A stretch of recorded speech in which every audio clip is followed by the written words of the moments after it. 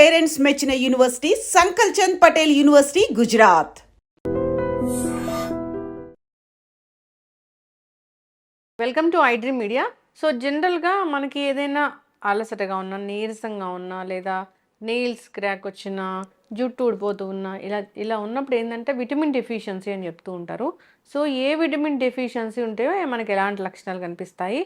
So మనం జనరల్గా క్యాజువల్గా వేసుకునే మల్టీవిటమిన్ ట్యాబ్లెట్స్ మనం డాక్టర్ ప్రిస్క్రైబ్ చేయకుండానే ఇవి వేసుకోవచ్చా? పూర్తి వివరాలు తెలుసుకుందాం. మనతో పాటు ఉన్నారు ప్రముఖ internal medicine specialist doctor Rajesh Chukkala garu. Doctor గారు నమస్తే అండి. నమస్తే. డాక్టర్ గారు, అంటే నీరసంగా ఉంది అన్నప్పుడు ఒక బి కాంప్లెక్స్ వేసుకోండి ఇలా చెప్తూ ఉంటారు కదా. ఇప్పుడు B12 డెఫిషియన్సీ ఉంది, ఈ లక్షణం కనిపిస్తుంది. డి విటమిన్ డెఫిషియన్సీ ఉంది, ఈ లక్షణం కనిపిస్తుంది. అంటే ఆ లిస్ట్ ఎలా ఉందండి? సో మీరు అన్నట్టు వాస్తవానికి న్యూట్రిటివ్ ఎలిమెంట్స్ ఆర్ న్యూట్రిస్యూటికల్స్ అంటున్నారు ఈ మధ్య. ఇవి చాలా మటుకు అబ్నార్మల్గా కనబడుతున్నాయి. వాస్తవానికి మనము ఏవైతే రెగ్యులర్గా మేము క్లినికల్ ప్రాక్టీస్లో చూస్తామో thyroid disease, blood pressure, diabetes, ఇవన్నీ కూడా వీటితో ముడిపడినవి. చాలామందికి సర్ప్రైజింగ్ అనిపిస్తుంది, ఏంటి విటమిన్లు దీనికి ఏం సంబంధం అని. సో ఫర్ ఎగ్జాంపుల్ డయాబెటీస్ అనుకుందాం. డయాబెటీస్లో కోబాల్ట్, క్రోమియం ఈ రెండు డయాబెటీస్ని అదుపులో ఉంచుతాయి. ట్రేస్ ఎలిమెంట్స్ అంటాం వీటిని, అదుపులో ఉంచుతాయి. అలాగే బ్లడ్ ప్రెషర్, పొటాషియం అనేది చాలా వైటల్ రోల్ ప్లే చేస్తుంది. సోడియం అనేది బ్లడ్ ప్రెషర్ని పెంచుద్ది. సో వీటి మధ్యన బ్యాలెన్స్ ఉంటేనే బ్లడ్ ప్రెషర్ సమంగా మెయింటైన్ అవుతుంది. అందుకే ఉప్పు తింటే బీపీ పెరుగుద్ది, బనానా తింటే చెప్తూ ఉంటారు కదా, బనానాలో పొటాషియం ఉంటుందని. వాస్తవమేనా డాక్టర్ గారు అది? ఓకే. మేము సబ్స్టిట్యూషన్ కూడా అలాగే చెప్తాం. ఎవరికైనా లూజ్ మోషన్స్, వామిటింగ్స్ అవి వచ్చినప్పుడు బనానా తినండి, మీకు ఇంప్రూవ్మెంట్ ఉంటుంది, ఒళ్ళు నొప్పులు అన్నీ తగ్గుతాయి అని చెప్తాం. అలాగే ఈ మధ్య చాలా ఫ్రీక్వెంట్గా చూస్తుంది థైరాయిడ్ డిజీజ్. థైరాయిడ్లో కూడా సెలీనియం చాలా ఇంపార్టెంట్గా రోల్ ప్లే చేస్తుంది. అండ్ థైరోసిన్ అంటారు, అది ప్లే చేస్తుంది, ఐడిన్. సో ఇవన్నీ కూడా ఈ న్యూట్రిటివ్ ఎలిమెంట్స్ ఏవైతే ఉన్నాయో చాలా గ్రాంటెడ్గా తీసుకున్నాం. మన ఇన్ని రోజులు మీరు పాతకాలంలో గమనిస్తే బావిలోంచి వాటర్ తీసుకొని తాగేసేవాళ్ళం, నో ఫిల్టర్. సో ఆ కారణంగా ఏంటంటే ఈ పోషకాహారాల విలువలు మనం తీసుకునే వాటర్ కానివ్వండి, ఫుడ్లో కానివ్వండి చాలా ఈజీగా ఉండేది. సరదాగా పొలంకి వెళ్తే ఆ మోటార్లోంచి నీళ్ళు తాగేవాళ్ళు చాలామంది. ఇప్పుడు తాగమని చెప్పండి, తాగలేరు. తాగితే హాస్పిటలైజేషన్కి గురవుతారు. ఫిల్టర్డ్ వాటర్ తాగితేనే కాస్తో కూస్తో మన హెల్త్ బాగుంటుంది. సో ఇక్కడ ఎసెన్షియల్గా మిస్సింగ్ పాయింట్ ఏంటంటే, ఏవైతే మనం విటమిన్స్ గురించి మాట్లాడుతున్నామో విటమిన్స్తో పాటు ట్రేస్ ఎలిమెంట్స్ కూడా బాడీకి చాలా ఇంపార్టెంట్. ఇవన్నీ కూడా చాలా జీవక్రియల్లో ఇంపార్టెంట్ రోల్ ప్లే చేస్తాయి. Enzymatic reactions, chemical mediation, energy production, insulin, thyroid, ఇవన్నీ మెయింటెనెన్స్లో ఇవి చాలా ఎసెన్షియల్గా మనకి మెయింటైన్ కావాలి. For example in the recent past కోవిడ్లో మనం చాలా నేర్చుకున్న వాటిల్లో విటమిన్ డి రోల్ చాలా ఎక్కువగా నేర్చుకున్నాం. విటమిన్ డి రోల్ ఏం గమనించారు? మన దగ్గరే కదా, ప్రపంచవ్యాప్తంగా స్టడీస్ చేసి గమనించింది ఏంటంటే, కోవిడ్లో విటమిన్ డి ఎవరికైతే బాగా ఉంటుందో, పుష్కలంగా ఉంటుందో, వాళ్ళకి ఈ కోవిడ్ ఎఫెక్ట్ తక్కువగా ఉంది, రిక్వైర్మెంట్ ఆఫ్ హాస్పిటలైజేషన్ తక్కువగా ఉంది, ఐసీయూ అడ్మిషన్స్ తక్కువగా ఉన్నాయి, రికవరీ రేట్స్ బెటర్గా ఉన్నాయి. ఇవన్నీ కూడా గమనించారు. ప్రాపర్ స్టడీ చేసి వైటమిన్ డి ఇస్తే కోవిడ్ నుంచి త్వరగా రికవర్ అవుతున్నారని కూడా ఎస్టాబ్లిష్ చేశారు. అంటే ఇండైరెక్ట్గా ఏం చెప్తున్నారు? వైటమిన్ డి పుష్కలంగా ఉంటే ఇమ్యూనిటీ బెటర్గా ఉంటుంది. అసలు వైటమిన్ డి క్రూషియల్ రోల్ ఎక్కడుంది? బోన్స్, మజిల్స్, స్కెలిటల్ సిస్టమ్ మీద ఉంది.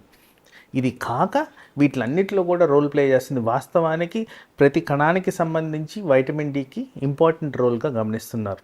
సో ఫ్రీక్వెంట్గా క్లినికల్ ప్రాక్టీస్లో గమనించేది విటమిన్ డి డెఫిషియన్సీ. ఈ విటమిన్ డి డెఫిషియన్సీ ప్రజెంటేషన్ ఎట్లుంది? మీరు చెప్పినట్టు చాలా వీక్గా ఉండడం, ఎముకలు, కండరాలు నొప్పులకు గురవడం, చేత కాకపోవడం, ఊరికే ఇన్ఫెక్షన్స్ రావడం, అలసటగా అనిపించడం, హెయిర్ ఫాల్కి గురవడం, ఏదైనా ఇన్ఫెక్షన్ వస్తే ఈజీగా తగ్గకపోవడం, బోన్స్ ఈజీగా విరిగిపోవడం, మజిల్ పెయిన్స్ ఈజీగా రావడం, ఏదైనా స్పోర్ట్స్ ఆర్ గేమ్స్ యంగ్ పీపుల్లో ఆడదామన్నా చేత కాకపోవడం, ఇలాంటివన్నీ ఫ్రీక్వెంట్గా చూస్తున్నాం. సో ఈవెన్ ఒక 20-year-old పర్సన్ వచ్చినా కానీ ఇలాంటి ప్రజెంటేషన్ ఉంటే compulsory evaluation of vitamin D అనేది చేయాల్సిన పరిస్థితి. తర్వాత వైటమిన్ B12, దీనికి కూడా ప్రిడామినెంట్లీ సిగ్నిఫికెంట్ రోల్ కనిపిస్తుంది. ఎందుకంటే ఈ ఈ విటమిన్ విలువలు కూడా చాలా తక్కువగా ఉన్నాయి ఏది మన ఆహారంలోంచి రావడానికి. వాస్తవానికి చాలామంది ప్రాక్టీస్లో అడుగుతారు, ఒక న్యాచురల్ సోర్స్ చెప్పండి, ఈ ట్యాబ్లెట్లు మేము వేసుకోమంటారు. అవును. అసలు మిమ్మల్ని నేను ఒక ప్రశ్న అడుగుతాను, మీకు తెలిసిన ఒక pure substance, any food substance మీరు చెప్పండి అని చెప్తే ఆన్సర్స్ లేవు. మిల్క్ లేదు, వాటర్ లేదు, గాలి లేదు, భూమి లేదు, ఎవ్రీథింగ్ ఈస్ పొల్యూటెడ్. సో ప్రతి దాంట్లో పొల్యూషన్ ఉన్నప్పుడు మీకు ఎక్కడి నుంచి సోర్స్ ఆఫ్ విటమిన్ అనేది వస్తుంది? ఇన్ జనరల్ చెప్పుకోవడానికి బాగుంటుంది, ఇదిగోండి ఇలాంటి నాన్ వెజ్ ఐటమ్స్ బాగా తింటే ఈ B12 వస్తుంది. బట్ నాన్ వెజ్ ఐటమ్స్ ఎక్కువగా తింటే వెంటనే నేనే చెప్తాను, మీ కొలెస్ట్రాల్ పెరుగుతుందండి, వద్దండి మీరు తినొద్దు అని చెప్తాను.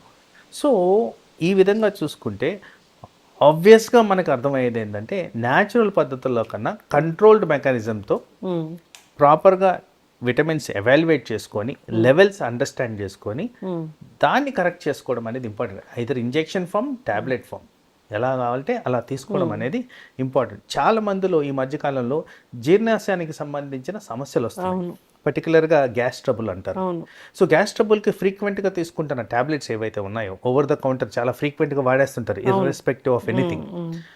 వాళ్ళల్లో ఈ అబ్జార్ప్షన్ కెపాసిటీ కోల్పోతున్నారు. ఎందుకు అంటే ఈ కెమికల్ మీడియేషన్ ఏదైతే జరుగుద్దో యాసిడ్ సప్రెషన్ సబ్స్టెన్స్ తీసుకుంటారు వీళ్ళు, ఇది గ్యాస్ ట్రబుల్కి. యాసిడ్ ఎప్పుడైతే సప్రెస్ అయిపోద్దో absorption of certain vitamins and minerals సరిగ్గా ఉండదు. సో ఆ కారణంగా వీళ్ళకి డెఫిసిట్ అనేది ఆల్రెడీ ఉన్నది ఇంకా ఎక్కువగా కనబడుతూ ఉన్నది.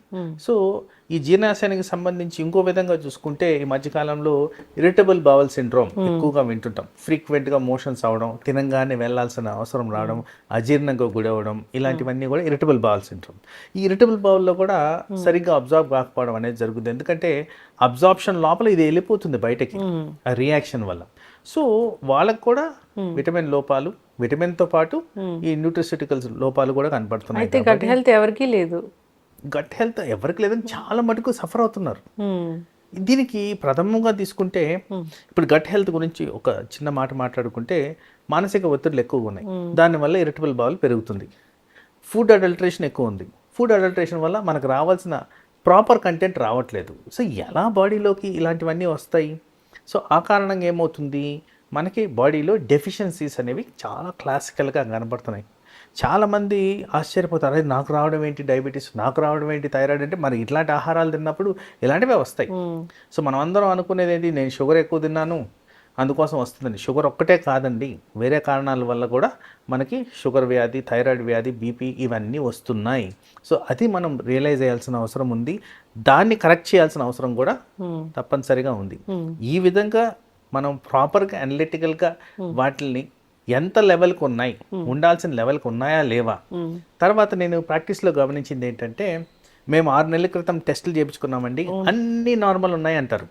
అన్ని నార్మల్ ఏ లెవెల్కి ఉన్నాయి, మనకు కావాల్సిన లెవెల్కి ఉన్నాయా లేవా? ఎందుకంటే ఆ రేంజ్కి లోయర్ ఎండ్ ఉన్నా కానీ వీళ్ళు ఉన్నాయని అనుకుంటున్నారు, తప్పుగా అర్థం చేసుకుంటున్నారు. యాక్చువల్లీ అట్లీస్ట్ మిడ్ పాయింట్ కన్నా ఉండాలి. ఫర్ ఎగ్జాంపుల్ వైటమిన్ B12 తీసుకుందాం, అది 200 నుంచి 900 వరకు రేంజ్లో ఉండాలి. చాలామంది 200 రాగానే అమ్మ సరిపోయింది అనుకుంటున్నారు, కానీ 200 బాడీలీ నీడ్స్కి సరిపోవట్లేదు. అది కనీసం 500, 600 మెయింటైన్ అయితేనే దాని బాడీలీ నీడ్స్ మెయింటైన్ అయ్యే విధంగా ఉంటున్నాయి. B12 విటమిన్ చాలా మటుకు రక్త కణాల ఫార్మేషన్కి, హార్ట్కి సంబంధించిన వ్యాధులకి, నర్వస్ సిస్టమ్కి సంబంధించిన వ్యాధులకి, కండరాలకు సంబంధించిన వ్యాధులకి, ఇలా వివిధ రకాలుగా రోల్స్ ప్లే చేస్తాయి. కాబట్టి అది ఈ క్రూషియల్ విటమిన్ కింద తయారవుతుంది. సో అందుకోసం ఆ డెఫిషియన్సీ రాగానే ఏదో ఒక బాడీలీ డిఫరెన్సెస్ కనపడి మా దగ్గరికి రావడం జరుగుతుంది, మేము అనలైజ్ చేయడం జరుగుతుంది. వాస్తవానికి అన్ఫార్చునేట్ థింగ్ ఏంటంటే వీళ్ళు 6 months 1 year బ్యాక్ టెస్టులు చేసుకో ఉంటారు, కానీ అది ఎవరికి చూపెట్టరు, లోపల పెట్టేసుకుంటారు. దాని కారణంగా అది డిలేడ్ ప్రెజెంటేషన్, సో దాని కరెక్షన్ కూడా డిలే అనేది జరుగుతుంది. సో దీన్ని ఈజీగా కరెక్ట్ చేసుకునే పద్ధతులు ఏంటంటే ప్రాపర్గా డాక్టర్ దగ్గరికి వెళ్ళి కరెక్టివ్ మెజర్స్ తీసుకొని దాన్ని ఫాలో అప్ చేసుకుంటే, ఇక్కడ ఒక ప్రాక్టికల్ పాయింట్ కూడా చెప్పాలి. 3 నెలలు చెప్పారండి, 3 నెలలు వేసుకున్నాం అయిపోయింది అనుకుంటారు. ఫుడ్లోంచి రావాల్సింది 3 నెలల తర్వాత ఎక్కడి నుంచి వస్తుంది? అది రానందుకు మీరు సబ్స్టిట్యూషన్ వేసుకున్నారు, అది కంటిన్యూ చేయకపోతే మళ్ళీ డెఫిషియన్సీ వస్తుంది. సో ఈ విధంగా ప్రాపర్గా ఆలోచించి ప్రాపర్గా దాన్ని మెయింటైన్ చేస్తే ఇట్లాంటి ఐటమ్స్ మనకి డెఫిషియన్సీ రాకుండా, హెల్త్లో ప్రాబ్లమ్స్ రాకుండా మనం కాపాడుకోవచ్చు. డి విటమిన్ డెఫిషియన్సీ అనేది మనం చాలా మందిలో చూస్తున్నాం డాక్టర్ గారు. ఎవరికి టెస్ట్ చేయించినా కానీ డి విటమిన్ డెఫిషియన్సీ అయితే ఉంటుంది. దానికోసము టాబ్లెట్స్ మంచివా? ఇంజెక్షన్స్ మంచివా? లేదంటే లిక్విడ్ లాగా వస్తదా? అది మంచిదా? ఏది మంచిది అసలు తీసుకోవాలంటే? దీని ముందు ఒక చిన్న థింగ్ చెప్తాను నేను. చాలామంది అంటారు, మేము పొద్దున్న నుంచి సాయంత్రం వరకు పొలంలో పనిచేస్తున్నాం, ఎండలో తిరుగుతున్నాం, మాకెందుకు వస్తుందండి అంటున్నారు. ఇక్కడ కొద్దిగా సైంటిఫిక్ అనాలిసిస్ గురించి మాట్లాడితే ozone effect, green house effect ఇవన్నీ ఏంటంటే పొల్యూషన్ కారణంగా అట్మాస్ఫియర్లో వస్తున్న చేంజెస్. వాస్తవానికి సూర్యరశ్మిలోంచి రావాల్సింది ultra B violet rays. Ultra B violet rays మనకి వైటమిన్ డి ప్రొడక్షన్కి పనికొచ్చే రేస్. అవి రావట్లేదని సైంటిఫిక్ డేటా అనాలిసిస్. అది రానప్పుడు మీకు వైటమిన్ డి తయారవుతుంది, మీరు ఎంతైనా ఎండలోకి ఎక్స్పోజ్ అవ్వండి, రాదు. So that is the first thing. రెండోది ఏంటంటే మీరు అన్నట్టు a form of vitamin D correct. ఇప్పుడు నేను మీతో అన్నాను జీర్ణాశయ సమస్యలు ఉన్నాయండి, చాలా ఫ్రీక్వెంట్గా చూస్తున్నాము, గ్యాస్ట్రిక్ ట్రబుల్ ఉందంటే వీళ్ళల్లో ఇప్పుడు నేను ట్యాబ్లెట్ ఫామ్ ఇస్తే వాళ్ళకి లెవెల్స్ రీచ్ కావు, ఇంజెక్షన్ ఫామ్ అయితేనే బెటర్గా రీచ్ అవుతాయి. సో పర్సన్స్ కండిషన్స్, వాళ్ళకు అసోసియేటెడ్ మెడిసిన్స్ ఇవన్నీ బట్టి డాక్టర్ ద్వారా దాని డెసిషన్ తీసుకోవడం అనేది ఇంపార్టెంట్. చాలామందిలో నేను గమనించింది ట్యాబ్లెట్లు వాడుతున్నా కానీ లెవెల్స్ పెరగకుండా ఉన్నాయి. దానికి కారణాలు ఏంటి? ఇట్లా గ్యాస్ ట్రబుల్ ఉండి ఆ ప్యాన్ ట్యాబ్లెట్లో, గ్యాస్ట్రిక్ ట్యాబ్లెట్లో వాడినందుకు ప్రాబ్లం రావడం గమనిస్తున్నాను. సో అందుకోసం మీరు డాక్టర్ని సంప్రదించి మీకు ఏది కరెక్ట్ పద్ధతిలో ఇది చేస్తే కరెక్ట్ అనేది, ఎంత దూరం చేయాలి, ఎంత క్వాంటిటీలో చేయాలి, ఎన్ని రోజులు చేయాలి అనేది డాక్టర్ ద్వారా నిర్ణయించడం అనేది ఇంపార్టెంట్. ఇప్పుడు అంటే మాకు కోవిడ్ తర్వాత చాలా తెలివి వచ్చేసింది. మల్టీవిటమిన్ వేసుకుంటే మనకి ఇమ్యూనిటీ బాగా పెరుగుతుందని అనుకుంటూ ఉన్నాం. కాబట్టి మల్టీవిటమిన్ వాడకం అనేది ఎక్కువగా పెరిగిపోయింది. సో ఇప్పుడు విటమిన్సే కదా డాక్టర్ గారు, డాక్టర్ ప్రిస్క్రైబ్ చేయకుండా తీసుకుంటే ఏమవుతుంది? సో మీరు అన్నట్టు yes, it's a welcome sign. చాలా బాగా అండర్స్టాండింగ్కి వచ్చారు, హెల్త్ కాన్సెప్ట్స్ మీద అవేర్నెస్ అనేది పెరిగింది ఆఫ్టర్ కోవిడ్. ప్రజల్లో కూడా ఎలా హెల్తీ హ్యాబిట్స్ మెయింటైన్ చేయాలి, ఎలా వాకింగ్ చేయాలి, ఏం చేయాలి అనేది ఒక ఐడియా వచ్చింది. That is a very good thing. అయితే ఈ ఓవర్ ద కౌంటర్ వాడేటప్పుడు ఇష్టం వచ్చినట్టు వాడిన దానివల్ల సైడ్ ఎఫెక్ట్స్ కూడా మనం గ్రహించాల్సిన అవసరం ఉంది. తరచుగా గమనిస్తుండేది ఏంటంటే over dosage of vitamins. Over dosage వల్ల కూడా మనకి ప్రాబ్లమ్స్ వచ్చేదానికి ఆస్కారం ఉంది. ఫర్ ఎగ్జాంపుల్ వైటమిన్ ఏ ఎక్కువగా ఉంటే బ్రెయిన్ మీద కొన్ని ఎఫెక్ట్స్ చూపిస్తుంది. అలాగే వైటమిన్ డి ఎక్కువగా ఉంటే మస్క్యులోస్కెలిటల్ అంటే కండరాలకు భాగానికి, ఎముకలకు భాగానికి సంబంధించి కొన్ని ప్రాబ్లమ్స్ వస్తాయి. ఏం ప్రాబ్లమ్స్ వస్తాయి? నొప్పులు, విపరీతమైన కాన్స్టిపేషను, లేకపోతే చేతకాకపోవడం, ఫెటిగ్నెస్, ఇలాంటివన్నీ వస్తాయి. రాల్డ్ ఫార్మేషన్, చాలా చాలా రకాలుగా ఓవర్ డోసేజ్ వల్ల ప్రెసెంట్ అయ్యేదానికి ఆస్కారం ఉంది. సో అందుకోసమే అబ్నార్మల్గా వైటమిన్ ఇంటేక్ కన్నా, ఫర్ ఎగ్జాంపుల్ మీరు అన్నారు మల్టీ వైటమిన్ వేసుకోవడంలో ప్రాబ్లం ఏంటి అని. ఎస్, తీసుకోండి, కానీ అది ఎప్పుడు తీసుకోవాలంటే short duration of period. Suppose flu జ్వరాలు వస్తున్నాయి, ఫ్లూ జ్వరాల్లో బాడీ ఇమ్యూనిటీ ప్రాపర్గా మెయింటైన్ అయితే మంచిది. ఎందుకంటే న్యాచురల్గా మనకి విటమిన్స్ లోపాలు ఉన్నాయి కాబట్టి ఆ విటమిన్స్ ఇమ్యూనిటీని ఇంప్రూవ్ చేస్తున్నాయని సైంటిఫిక్ అనాలిసిస్ ఉంది కాబట్టి ఆ టైంలో short period of time, maybe for a week 10 days వేసుకుంటే డెఫినెట్లీ బాడీలీ ఎఫెక్ట్స్ అనేవి వస్తాయి. అదే లాంగ్ స్టాండింగ్గా మీరు వాడుతున్నారు అనుకోండి, దాని కారణంగా అవయాల మీద, పర్టికులర్గా లివర్, కిడ్నీ మీద ఎఫెక్ట్స్ జరిగేదానికి ఆస్కారం ఉంది. ఎందుకంటే టాక్సిక్ లెవెల్స్ ఏవైనా వెళ్ళి ఎఫెక్ట్ అయినప్పుడు ప్రథమంగా ఎఫెక్ట్ అయ్యేవి ఈ లివరు, కిడ్నీ. సో మెజర్మెంట్ లేకుండా చేసుకున్న దానివల్ల విటమిన్ ద్వారా వచ్చే సైడ్ ఎఫెక్ట్ కాకుండా ఈ అవయాల మీద కూడా ఎఫెక్ట్ పడిగేదానికి ఆస్కారం ఉంది. అందుకోసం డాక్టర్ సలహాలు లేకుండా డైరెక్ట్గా విటమిన్స్ తీసుకోవడం మంచిది కాదు. ఇప్పుడు విటమిన్ డెఫిషియన్సీ ఉందో లేదో తెలుసుకోవాలంటే వాటికి సపరేట్ టెస్ట్ ఉంటుందా? ఎస్, విటమిన్ అనాలిసిస్ చేసుకోవచ్చు. పర్టికులర్గా మీరు చెప్పే ప్రాబ్లమ్స్ బట్టి ఏ విటమిన్ పర్టికులర్గా మనం చూసుకోవాలి అనే దాన్ని బట్టి. విటమిన్ అనాలిసిస్ అనేది ఒక టెస్టా డాక్టర్ గారు? ఎస్, ఎవరైనా చేసుకోవచ్చు. ఎవరైనా చేసుకోవచ్చు. ఓకే, ఎస్, చక్కగా చెప్పారు డాక్టర్ గారు. ఇప్పుడు ఈ రకరకాల హెల్త్ ఇష్యూస్ వస్తున్నాయి అంటే, సో మనం సరైన ఆహారం తీసుకోవట్లేదు, సరైన పద్ధతిలో తీసుకోవట్లేదు అనేది అందరికీ తెలిసిన విషయమే.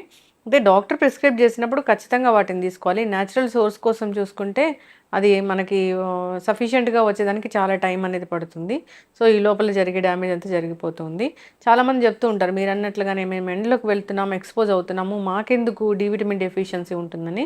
టెస్ట్ చేస్తే అందరికీ డి విటమిన్ డెఫిషియన్సీ ఉంది. బికాస్ ఆఫ్ మీరు చెప్పిన చాలా కారణాలే దానికి సరైనవి. అయితే డాక్టర్ గారు, డాక్టర్ చెప్పిన విధంగా అందరూ ఇలాంటివి తీసుకొని హెల్తీగా ఉండాలని కోరుకుందాం. విటమిన్ అనాలిసిస్ అనేది ఒక టెస్ట్ ఉంది. ఆ టెస్ట్ కూడా చేయించుకోవాలని కోరుకుందాం. విటమిన్ టెస్టులు చేయించుకుంటే కానీ అసలు బయటపడుతుంది అసలు ఏమేమి ఉన్నాయని. అబ్జార్ప్షన్ అనేది లేదు ఫస్ట్ పొట్టలో మనకి. అబ్సల్యూట్లీ. గట్ హెల్త్ అనేది పాడైపోయింది. ఎక్కడా కూడా మంచివి అబ్జార్ప్షన్ అనేది లేకపోవడం వల్ల అనారోగ్య సమస్యలు అనేవి వస్తూ ఉన్నాయి. చక్కటి ఇన్ఫర్మేషన్ అండి. ధన్యవాదాలు. నమస్తే.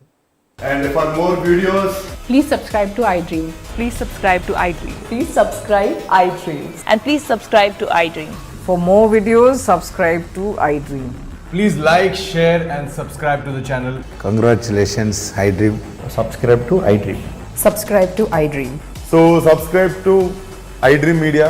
iDream team అందరికి huge congratulations. Please subscribe iDream Media. Please subscribe to iDream. Subscribe iDream. Please subscribe to iDream. iDream అంటే నా కళల ఛానల్ సబ్స్క్రైబ్ చేసుకున్న నోరు తిరుగుతలేదు, మీరైతే గంట గుర్తు కొట్టండి. For more such videos, please subscribe to iDream. Subscribe to iDream. Please subscribe to iDream. Please subscribe iDream media. Please do subscribe to iDream. Please subscribe to iDream media. For best entertainment and information, please subscribe iDream. And don't forget to subscribe to iDream.